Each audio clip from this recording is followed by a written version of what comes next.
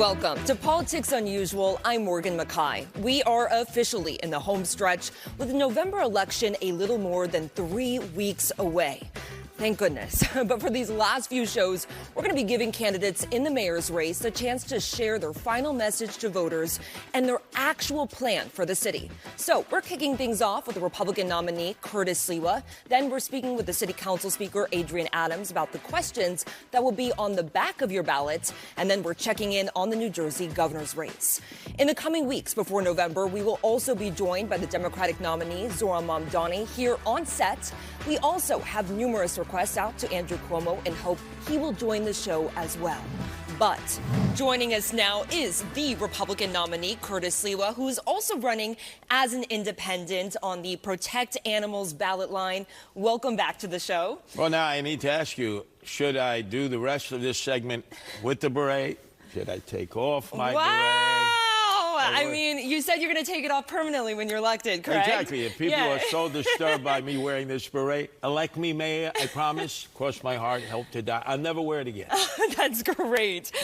So we have a lot of topics to cover. So if you can keep your answers as concise as possible so we can try to get through as many topics as we can, perfect. So let's start with one of your main platforms, public safety. And in the first 100 days of your administration, what are 2 things that you're going to do to help New Yorkers feel safer?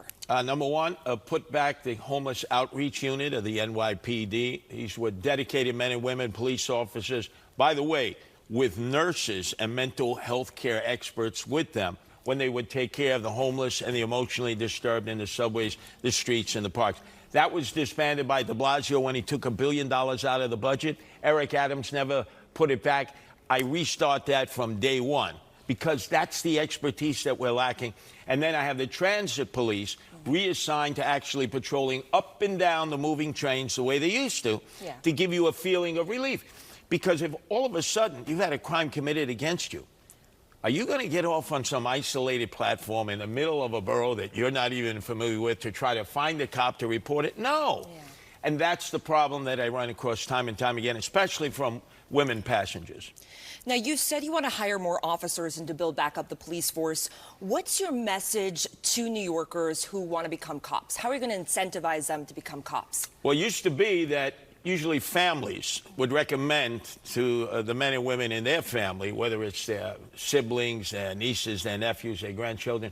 I was a cop for 20 years. You should. They're not doing that anymore. Because they've been stripped of qualified immunity. It is the only group of civil servants who are not protected by the insurance that we pay for as taxpayers. The mayor is, district attorneys are, judges, everybody's covered by qualified immunity, not the cops. We got to restore that, or a young man or young woman thinking of it as a career is going to say, but I was told I'm not going to be insured when I'm out there doing my sworn duty, and that I could personally be sued. If you don't eliminate that, if you don't go back to the old standard, it's going to be tough recruiting these officers. Now, turning to affordability, you have 2 items I want to talk about here. One, you want to reimburse New Yorkers up to $500 yearly on tolls spent driving into Manhattan's congestion pricing zone. So how are you going to get that money, and explain more? Well, congestion pricing has been a complete disaster, because all it has done is pick the pockets of commuters, most of them blue-collar working class. We see storefronts closing all south of 60th Street because they don't have enough foot traffic. So we got to give a rebate, got to give $500 back to the people who are getting ripped off by this congestion pricing. And what I do in league with that is work with the federal administration that wants to undo the congestion pricing. Because if Jack Ciattarelli is elected governor, which might happen in New Jersey, the Republican, he is going to launch a reverse commuter tax of people leaving New York City going into New Jersey. And all it will do is keep raising taxes, and you're not going to get services, and it's going to give you another reason to leave the city of New York. I want people to improve, not to move. We got to end that congestion tax. So where are you going to get that $500? You're going to convince the city council to give it to you? Well, you do cutting within the budget itself. It's a $118 billion bloated budget, top-heavy at the Department of Education. So you cut up top, and you'll find the money to be able to put money back into the pockets of the people coming in, who have to come in to go south to 60th Street, congestion pricing. Put the money back because we've picked their pockets to begin with. Now, you also want to create an income tax holiday and freeze income taxes for New Yorkers under the age of 30. And I believe you want to do that for New Yorkers who've graduated as well from New York universities. Explain more about this program. Yeah, we have flight of a lot of the millennials and Gen Zers who've done exactly as we asked them to do. Get your 4 years of college, your graduate degree, you have a really good skill level. Maybe you're a CPA, accountant, financial analyst, a lawyer. But they find out that they can't make ends meet. The income tax is another problem. Their student loans is a problem. Their rent is a problem. So we can deal with the things that it's going to encourage them to stay. They got their education here. Why can't we get them to stay here 5 years? We give them a tax holiday on income tax. Because if we don't do that, they're going to join the march out of the city, which is already taking place. And again, it's what you have to do if you want people to improve and not move, which I consistently have been saying since I ran for mayor in 2021. So on education, you mentioned earlier you want to cut the school budget by $10 billion. Explain how and why. Well, right now, we're spending $42,000 per pupil, 100,000 less students that are enrolled. 1/3 of them are truants every day. Average fourth grader, 2/3 can't read, write, or do math at grade level. Where's all that money going? It's all top heavy in the old Tammany Hall building, appropriate. All bureaucracy, all bureaucrats, that gets cut so that we put money in the classroom where the teachers are still reaching into their pocket to pay for badly needed school supplies. The money is there. And I have Bob Holden, who leads the group Democrats for Sliwa. He's term limited out as the Democratic councilman of Middle Village. He was a teacher for 40 years. He's going to help guide me into the locales where all the money is being misspent. But I think everybody would recognize we're not helping the children or the teachers with a bloated budget of $41 billion. It's 1/3 of our overall budget. What's something unique to your campaign that you're excited to bring to education if you're elected? Oh, vocational training is such a desperate need. When I was going to school, you were guided in the direction of learning a negotiable skill. If it was apparent that academically you were troubled, we're not doing that now at all. The focus is academic excellence for some. But for most, if we can teach them to be carpenters, electricians, plumbers, and now nursing home care aides. We have a growing aging population. We need skilled people to function in those capacities. And I'm in the inner city areas all the time where I recall the benefit of all the vocational high schools, and they say, yeah, how come we don't have that like we used to? We've got to make that a priority. It's going to help so many young men and women who go astray. Now, I wanted to ask you as well about something that happened this week that you brought up, that you've been dealing with some security concerns, some death threats. Help explain more. Well, remember, originally it was bribery gate. The billionaire class, on behalf of Andrew Cuomo, were offering me millions of dollars to drop out to sort of pave the way for no cash bail Andrew Cuomo, the guy who killed 15,000 elderly people with his executive order in the middle of COVID. I said you would have to impale me before I would do that. And I put everybody on blast. You keep trying to bribe me, keep trying to influence me. That's criminal, and it stopped. Now, the next level is, and none of this politically connected, let me make that very clear. Everybody who's out there, this frenzy, oh, Zohran Mamdani, the world will end. Now some are directing threats to myself and my wife, Nancy, more important than me. Even when I got shot by the Gattis and Gambinos, 1992, I never had armed security thereafter. Yeah. Never. You've seen me in the trains. No security. Now, everywhere I go, armed security. Nancy, where she goes, armed security because of these crazies out there who are threatening my life and Nancy's life. And not on behalf of anybody, but because of the rhetoric that is being stirred up. You got to drop out. You got to... Me drop out? I'm the second major party candidate. The Republican, when you go in and you look, you see Zohran Mamdani, Democrat, a Republican, Curtis Sliwa. Try to find Andrew Cuomo's name on that ballot. He's lost amongst all these other independents. No, I'm not dropping out. Don't threaten me, and certainly don't threaten my wife, Nancy. Yeah, it's horrific, and I'm so sorry to hear that you've been going through that. What makes America great is that we can have different ideas without political violence. Oh. Now, I want to do something that I'm going to be doing with every single candidate in the theme of Halloween. We are having a political trick or treat here. So we're going to have you, it's sort of a rapid fire pull out a question and answer it in about a sentence or less, and it has to do with kind of your personality and your campaign. So that's my wife Nancy's favorite holiday. Halloween. It is my favorite holiday as well. All right. If you could pick one historic New York City political moment to be part of, what would it be? Political moment. The Canyon of Heroes parade for my beloved New York Yankees when Rudy Giuliani welcomed them to City Hall after a dearth of World Championship Series against the Atlanta Braves, the comeback we made. This year, it didn't happen. I would have loved to have been able to honor the New York Yankees when they beat the Atlanta Braves. Oh, that's awesome. Well, thank you so much. I really appreciate you coming on, Curtis, and thank you again. I appreciate it. My pleasure. Anytime. Coming up next, the 3 mayoral candidates won't be the only thing on your ballot. We're speaking with the City Council Speaker about 3 of the 6 ballot propositions.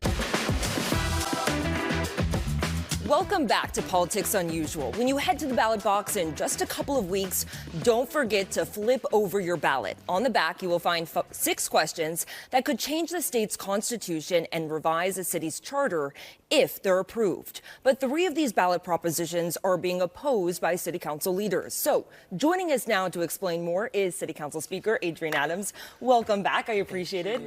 So we're going to start with the 3 ballot propositions that you guys are opposing, and we're just going to go through them one by one. So starting first with ballot Prop 2, which would fast track affordable housing developments by speeding up the zoning and application process. Explain why you're encouraging voters to vote now. Sure. Thanks for having me back, Morgan. It's great to be here. Ballot proposal number 2 stands to take away power and voices of community as well as local elected officials when it comes to the provision of affordable housing and those things that come with the art of negotiation, if you will. So what it does is it talks about fast tracking. But if we look at fast tracking logistically and for what it is worth, the bulk of the time is spent in agency and environmental review, right off the very top when it comes to looking at any proposal for housing. So that stretch of time can go upwards of 900 days. Once those reviews are done, in comes the City Council to do our own review and our own taking a look. We have 65 days max. So herein lies the misrepresentation of the flowery language and that broad brush. So where this proposal talks about fast tracking, the largest amount of time is spent before the council ever gets the proposal. Ballot Prop 3 would create a faster and simpler land use review time and speed up the timeline for people looking to make small changes to their home so they don't have to wait 7 months. Explain why you guys are opposed to this one. Well, once again, we're talking about putting in mayoral appointees in the form of the CPC and moving out the voices of the duly elected officials and the voices of the people. Remember, we bring the voices of the people into those rooms when it comes to negotiating affordability, when it comes to building up and expanding our parks, making them better, making our schools better, building infrastructure that doesn't exist. Those voices are lost completely. We're not at the negotiating table, making sure that our communities are okay, making sure that those voices are brought in, that those amenities are taken care of when it comes to community benefits. We don't have that. The CPC does not understand the needs of your community or mine and cannot speak for the betterment of our communities and the community's needs, particularly affordability. That gives the developers every voice, the largest voice in the room, to say this is what we want. We don't care if it's affordable or not. This is what you're getting. Now, ballot proposition 4, this one would establish an affordable housing appeals board, which would be composed of the city council speaker, the local borough president, and the mayor. If the council decides to strike down an application to deliver affordable housing, that project could then proceed to the appeals board, which could override the city council. So I'm going to guess what you're going to say here, but go ahead. Oh, a so-called appeals board. Wow, sounds kind of interesting, right? May sound kind of nice to some people, but when you have, once again, a representation from the mayor, from the speaker, from the borough president, once again, those folks are really, and I'm going to say, well, maybe not so the speaker, because the speaker has their own district, but those folks are not are not close up and in touch with the individual communities, with those meetings that take place on a monthly basis. They will listen, but these will not be the voices of the people actually, the advocates for the people actually being in that room. This will be a board. In my mind, in a lot of cases, board has their mind made up. This is housing. Whatever it looks like, this is what you're getting. What do you say to the argument that there's been too much power given to individual council members when it comes to being able to block a project from going forward? Governor Kathy Hochul, different housing organizations are all for these 3 ballot proposals, and many just saying, you know, that they want to just speed up affordable housing, that there's a housing crisis. We need to do everything we can to build more housing. What's been your argument against that? I'm going to ask all of them, where have they been for the last 4 years of my speakership? Under my leadership in the New York City Council, we have approved 93% of all proposals that have come our way. We have also taken note that not every single proposal has been voted on by the body, whether it's a so-called member deference or not. We've taken a look at every single proposal individually. So where some folks say, oh, there's too much power in member deference isn't a policy, it's a consideration. And that consideration is made once that individual member, who knows the district, by the way, better than any of us on the council. But when it comes to negotiating those things that the district needs, that member knows what to do. But on the other hand, when it comes to a member saying, my community doesn't want senior housing, my community doesn't want X, Y, and Z, we've had examples of late where the council has said, oh, no, no, no. We need this as a city, and this looks better to us than your individual opinion means. So I would ask all of them, where have you been? Now, really quickly, I want to get your take on the mayor's race. You are supporting Zora Mamdani? Yes, or you're still deciding? Lifelong Democrat. I've said from day one, I will support the Democratic nominee. That happens to be Assemblymember Zora Mamdani. Thank you so much. Thank you. Coming up next, the 2 New Jersey gubernatorial candidates facing off in their last debate. The final messages from Democrat Mikey Sherrill and Republican Jack Ciattarelli.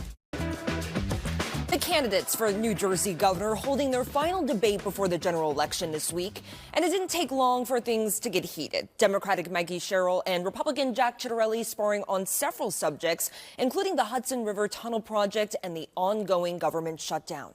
One of the sharpest exchanges happened when Sherrill accused Ciattarelli of spreading bad information about opioid use when he was an owner of a medical publishing company. I think the people you got addicted and died deserve better than you. And I'll tell you, yeah, tens of thousands here as you published misinformation, as you got more people addicted, as you got paid to develop an app so that more people could get more opioids and die. I got to walk at my college graduation. I got to walk at my college graduation. And I'm so glad that you then went on to kill tens of thousands of people in New Jersey, including children, and I never broke the law. They got.